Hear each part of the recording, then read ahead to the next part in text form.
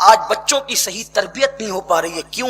ماں کو دیکھو وہ موبائل میں لگی ہے، باپ کو دیکھو وہ موبائل میں لگا ہے، بڈھے دادی دادا کو دیکھو وہ موبائل میں لگے ہوئے ہیں، سب لگے ہوئے ہیں. بچوں کی تربیت کون کرے گا؟ بچوں کو کون ہدایت کی طرف بلائے گا؟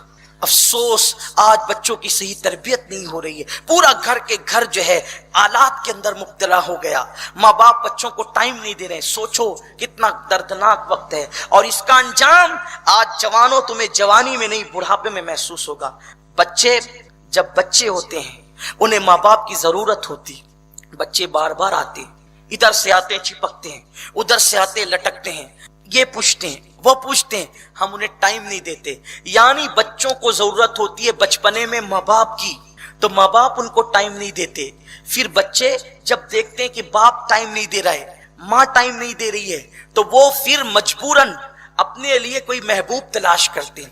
پھر کبھی وہ کسی دوست کو، کبھی کسی کو اپنا مونس و مددگار سمجھ کر، ہمدرد سمجھ کر اس کے قریب ہو جاتے ہیں، یا پھر وہ اس کے عادی ہو جاتے ہیں، ماں باپ سے دور رہنے کے عادی ہو جاتے ہیں. بچپنے سے بچے ماں باپ سے دور رہنے کے عادی ہو جاتے ہیں. نتیجہ کیا ہوتا ہے کہ اب جب یہ جوان باپ بوڑھا ہوتا ہے تو اس کو بچوں کی ضرورت ہوتی ہے، اور وہ جوان ہو چکا ہوتا ہے، لیکن بچپن سے وہ عادی ہے باپ سے دور رہنے کا، ماں سے دور رہنے کا. اب بڑھاپے میں ماں باپ کو ضرورت ہے اولاد کی، تو اب وہ چاہتے ہیں کہ میرا بچہ میرے پاس آ کر کے بیٹھے، لیکن آپ نے بچپن ہی میں اس کو دور کر دیا، اب وہ آپ کے پاس نہیں بیٹھ سکتا. اس لیے اتنی بڑی غلطی مت کرو. اپنی اولاد کو ٹائم دو، اپنی بچوں کو ٹائم دو. یاد رکھنا یہ اللہ کی امانت ہے. صرف بچوں کی پیدائش میں مٹھائی تقسیم کر کے، انہیں کپڑے پہنا کر، کھلونے دلا کر، کھانا کھلا کر، اسکول پڑھا کر ہم بری الذمہ نہیں ہو جاتے. اس لیے یاد رکھنا، ماں باپ اپنا کردار، اپنی گفتار، اپنا کیریکٹر، اپنا انداز زندگی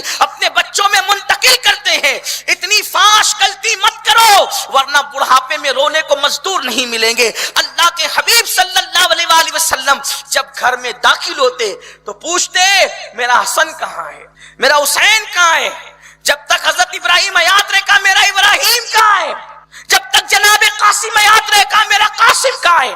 حضرت ابراہیم جو حضور کے شہزادے جناب ماریا قبطیہ کے بطن سے پیدا ہوئے تھے، حضرت ماریا کا گھر مدینہ منورہ کے باہر تھا، مدینہ منورہ کے دور تھا. ام المومنین عائشہ صدیقہ فرماتی ہے حضور جناب ابراہیم اپنے بچے سے ملنے کے لیے مدینہ منورہ سے باہر جاتے تھے، اور ماریا کے گھر میں چولہے میں آگ جل رہی ہوتی تھی، اور پورا گھر دھوئے سے بھرا ہوا ہوتا تھا، اور وہ دھوئے کے اندر دھواں آنکھ میں لگتا تھا، حتیٰ کہ آنکھ رونے لگتی تھی، دھوئے کو برداشت نہیں کر پاتی تھی.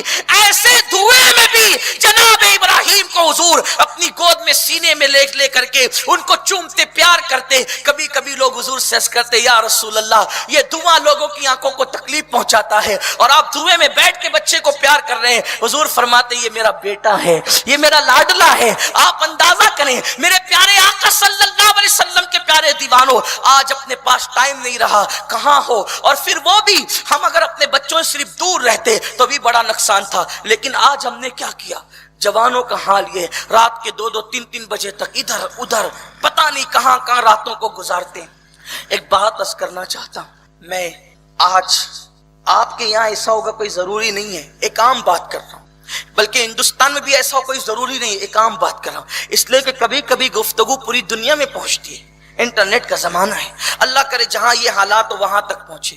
ہمیں ماہرین نے بتایا کہ آج کل حالت ایسی ہو گئی ہے کہ شادی شدہ خواتین بھی دوسرے مردوں کا ہاتھ پکڑنے لگی. میں نے غور کیا ایسا کیوں ہوتا ہے؟ ایسا اس لیے ہوتا ہے کہ جب شوہر اپنی بیوی کو وقت نہ دے، شوہر اپنی بیوی کو محبت نہ دے، تو ایسی صورتحال پیدا ہوتی ہے. آج کل گھر میں گئے تو موبائل، باہر تھے تب تو یہ بلا میں تھے ہی، گھر میں گئے تو بھی لگے ہوئے ہیں، بیوی کو ٹائم ہی نہیں دیتے.